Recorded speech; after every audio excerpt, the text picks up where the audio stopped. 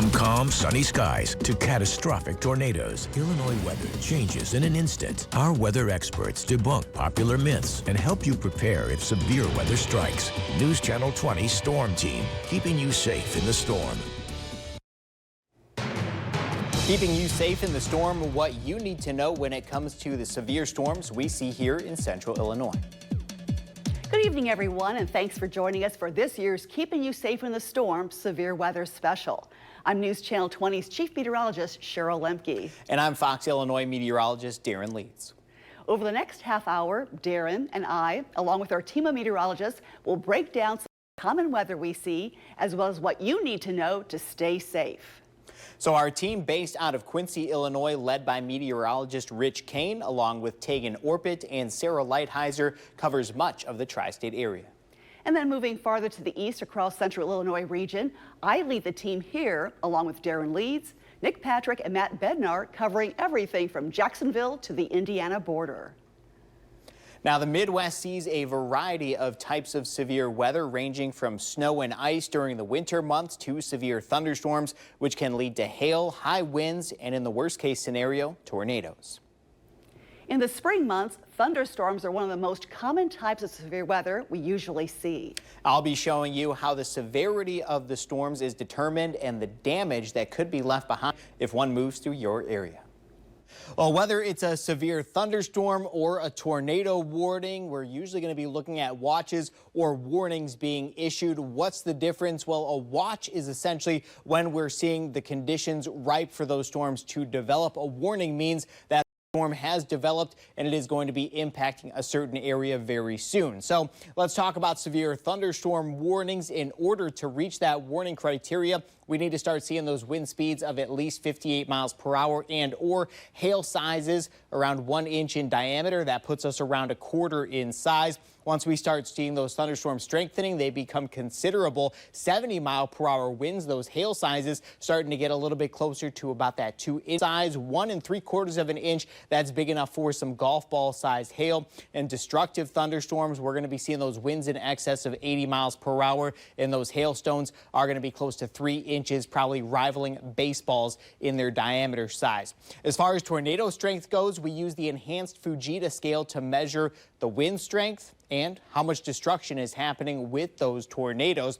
EF0, that's going to be our baseline. Winds at least 65 miles per hour and likely going to start to see some minor damage around area neighborhoods. We're talking some branches down, some shingles off roofing. As we continue to climb up that enhanced Fujita scale, wind strength is going to be just continuing to wind up, and that's when we're going to start to see even more damage beginning to happen. Winds in excess of 110 miles per hour, that puts us at EF2. Once we're starting to talk EF3, EF4, EF5, that's when we're going to see considerable damage. Houses likely toppled over, if not neighborhoods almost completely obliterated. And EF5, that puts us at wind speeds over 200 miles per hour. Now, if you live in the path of a tornado, regardless of its size, the most important thing to do is to take cover. Whether you're in a house or an apartment, get to the most interior part of your home and stay away from windows. But getting to the lowest floor or the basement is the safest option. But tornadoes aren't the only threats that can form in a thunderstorm. Hail and lightning can also be quite dangerous. Meteorologist Matt Bednar gives us a closer look. When it comes to severe weather and determining if a storm is strong enough to be severe, it needs to make a certain criteria, and one of those could be the size of its hail. But how does hail form? Starts off with water droplets going well up into the atmosphere with those updrafts, and once they get above that freezing level, where temperatures are below 32, they begin to freeze over. And this process happens over and over again, adding additional layers onto those hailstones every single time, until eventually that hailstone becomes too heavy for those updrafts to keep it aloft, and that hailstone has to fall back to the surface as hail. And what it does is it varies in all different types of sizes, starting off as pea-sized hail, getting into the severe category once you get above 1/4, and very dangerous hail starts around 2 inches. Baseball, softball, grapefruit-sized hail all packs a punch. Make sure to put your car indoors when hail's on the way. Another byproduct of thunderstorms is the lightning, and it also packs a punch, and it starts off with negative electrons near the cloud base, positive near the surface, and they begin to attract each other in a zigzag formation to eventually they make contact. And when that happens, that electricity surges through those electrons until eventually they produce that flash that we know and the thunder that we hear. And it all happens under a second. And lightning has very different types of lightning. We have cloud to ground as well as within the cloud. And then some of the other types being cloud to sky, cloud to other clouds, and as well as positive lightning. And one of the more rare ones is when the lightning strike goes from the ground back up into the cloud, and lightning does pack a punch and is very deadly as well. A lot of outdoor recreational activities see a lot of fatalities when thunderstorms come through. So remember, when you hear thunder, stay indoors. Don't stand under trees or in the water. Lightning is a very dangerous byproduct of thunderstorms. But when severe weather is moving through central Illinois, there are ways to keep updated with what threats you're facing. A weather radio will provide watches and warnings in real time, as well as if a storm is bringing hail, high winds, or other hazards. And you can also get up-to-the-minute weather alerts and forecasts on our own Storm Team app. You can find it for free in the Apple App Store and on Google Play. And while individuals may be prepared for thunderstorms, organizations like the CWLP here in Springfield also prepare for severe weather year-round. According to CWLP officials, downed trees are the main cause for power outages during storms, which means preparations before severe weather even hits. When we see high winds coming, we're monitoring the weather and we're ready, around the clock to respond to storms. In the event of a power outage, CWLP says public safety and hospitals take priority. Crews will focus in on making sure roads are clear for first responders and working on restoring power to areas with the largest amount of customers. Now, the Midwest has a very unique setup for extreme weather. Meteorologist Rich Kane sat down with an expert from the National Weather Service to learn more about the Midwest climate and what makes it more unique than any other place in the world.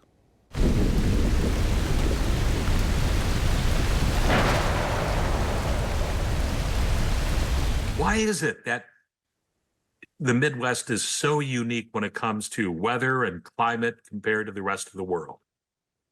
Yeah, it's really because of our unique geography and where we sit in between key features. So, you think of Canada, right? Well, there you have a lot of snow, you have a lot of cold that builds up. You have access to Arctic air that comes from, the North Pole. So a lot of our cold kind of originates in Canada and even further north, in the ports of Greenland. Then you think of the Gulf of Mexico. That's where our moisture is supplied, our warmth and our moisture. Then you think too, the desert Southwest. You think of like Western Mexico, Southwest United States. There's a lot of mountains, a lot of higher terrain that heats up very easily. And so a lot of times we can get flow off of those mountains that can kind of help us with thunderstorm development. So they're really just unique features, the Rocky Mountains being another one that kind of is kind of the western extent of a lot of the low-level moisture that we get from the Gulf of Mexico. And so a lot of different unique features kind of working together for us here in the Midwest that gives us all sorts of different types of weather that we love and know.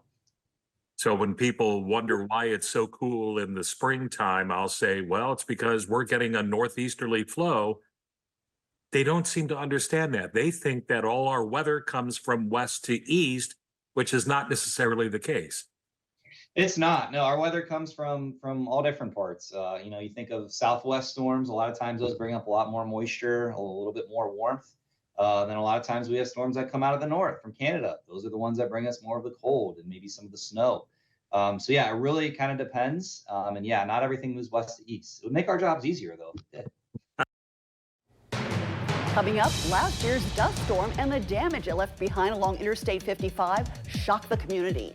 Our team shows you how it happened and what to do if you're ever caught in a dust storm yourself. But before we go to the break, it's time to test your weather knowledge. Can a severe thunderstorm or tornado warning be issued without a watch first in place? Think about it, and we'll have the answer coming up after the break. News Channel 20 Storm Team, keeping you safe in the storm. Welcome back. Let's see how weather aware you really are. The answer is yes. While it's most common to have a watch issued first, a warning can be given for a storm with no watch having been issued. And severe thunderstorms can take on a variety of forms, posing multiple threats. But as Storm Team Chief Meteorologist Cheryl Lemke explains, wicked winds can be very destructive on their own.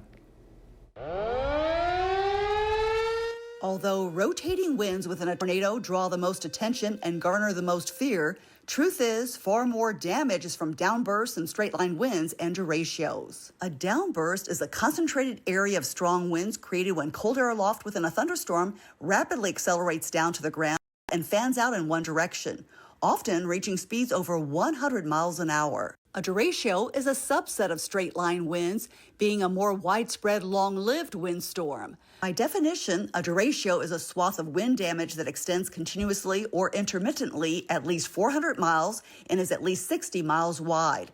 It contains wind gusts at least 58 miles per hour for most of its path, but it also includes occasional gusts of 75 miles an hour or higher, sometimes as high as 130 miles per hour, equivalent to a strong EF2 tornado. And one such derecho event happened just last year in central Illinois on June 29, 2023, when multiple waves of intense winds trekked across the Midwest for roughly 8 hours, leaving a swath of destruction from north of Kansas City through the heart of central Illinois and then southeast into the Ohio River. Just how impactful and how much damage the wind can cause is dependent on a number of factors, including the strength of the wind, the size and weight of the object affected by the wind, and the surface area of the object. For instance, a leaf from a tree can flutter at speeds of 3 miles per hour, but winds around 28 miles an hour can move a plastic trash can.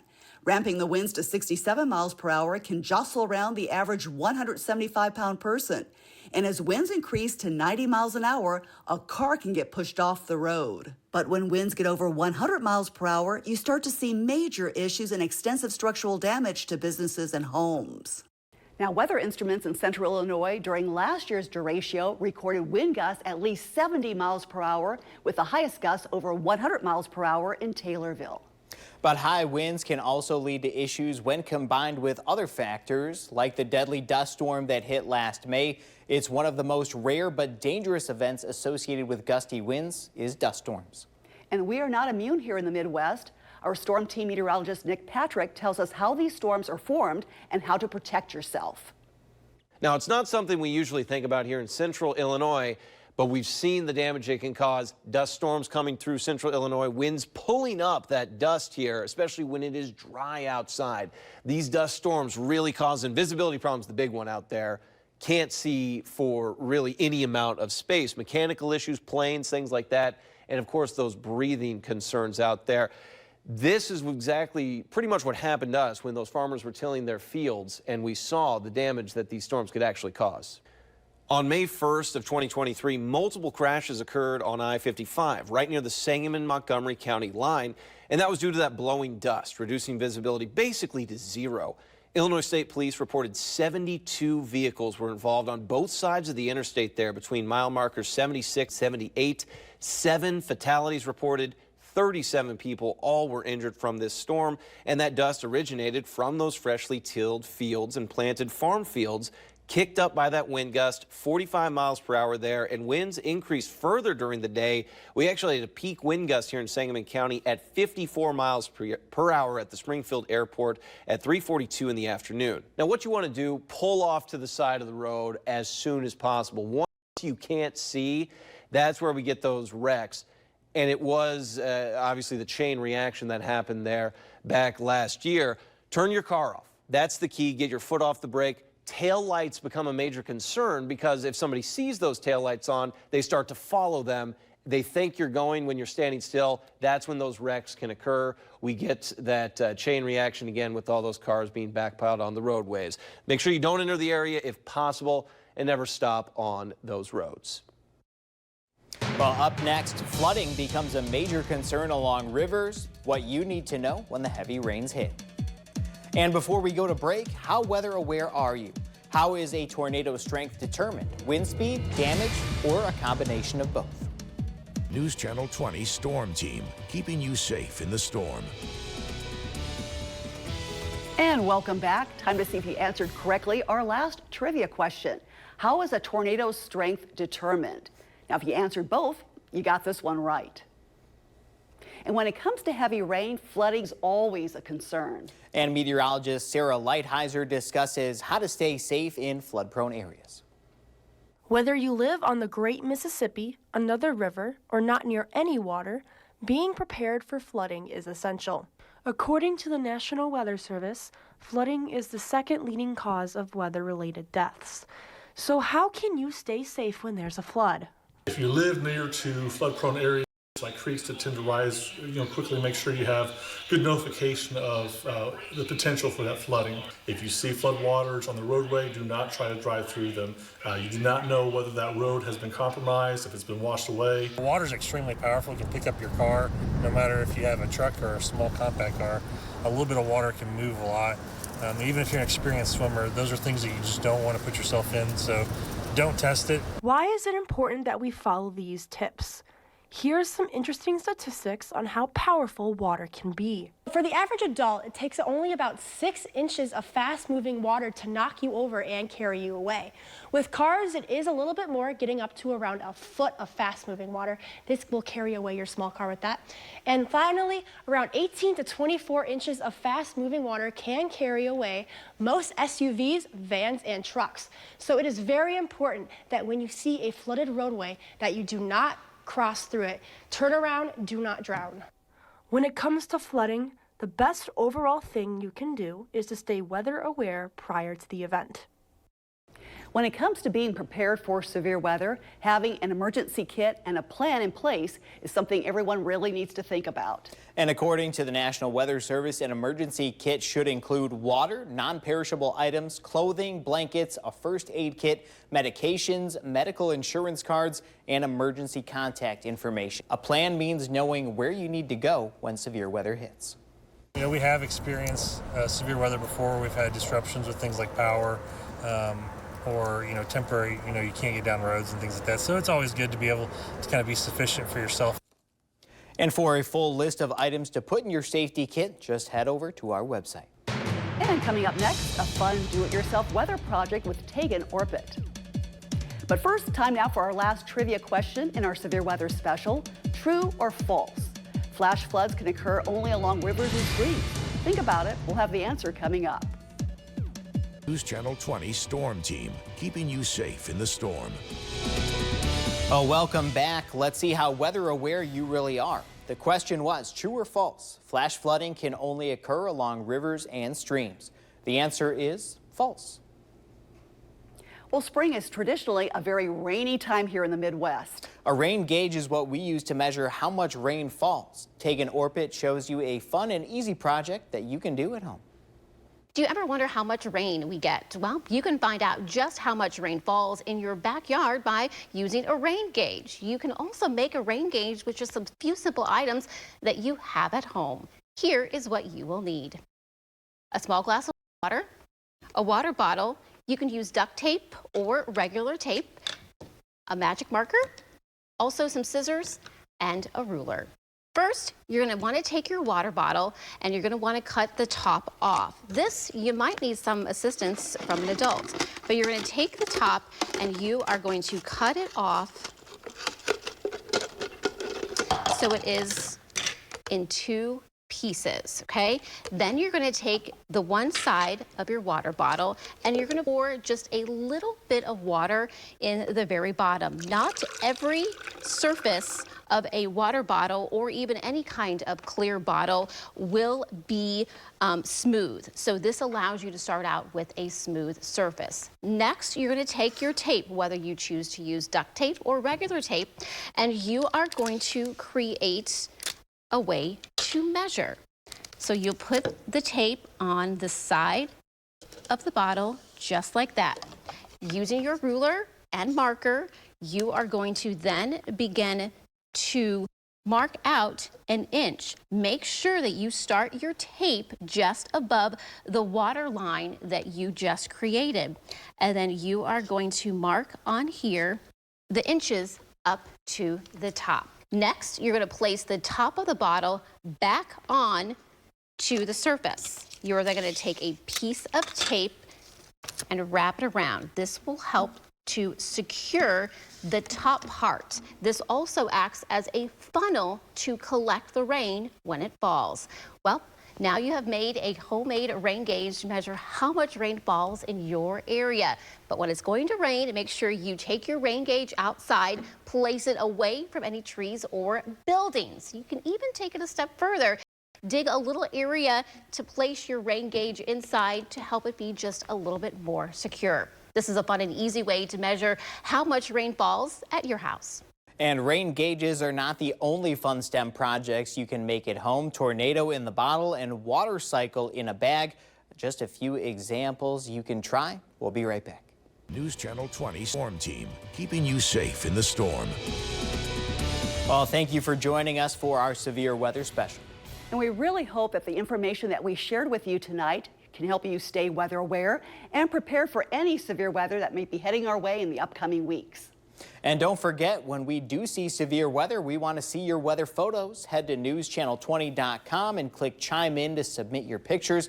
But please remember to stay safe when photographing active weather. Again, thank you so much for joining us. And get severe weather updates 24/7 on our website, our weather apps, or follow us on social media. Have a great evening, everybody.